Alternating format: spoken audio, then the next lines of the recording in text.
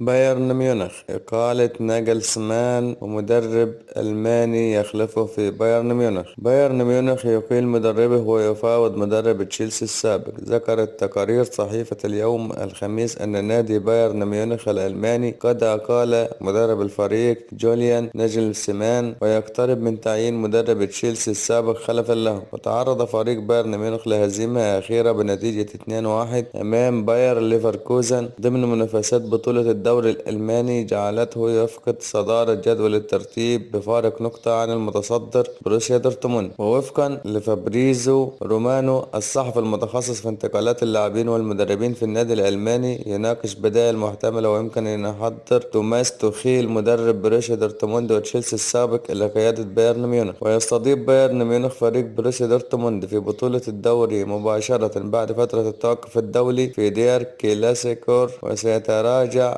بأربع نقاط خلفهم إذا تعرض للهزيمة. وصل بايرن ميونخ إلى ربع بطولة دوري أبطال أوروبا بعد تخطيهم باريس سان جيرمان، لأنهم سيواجهون اختيارا صعبا أمام مانشستر سيتي بقيادة بيب جوارديولا.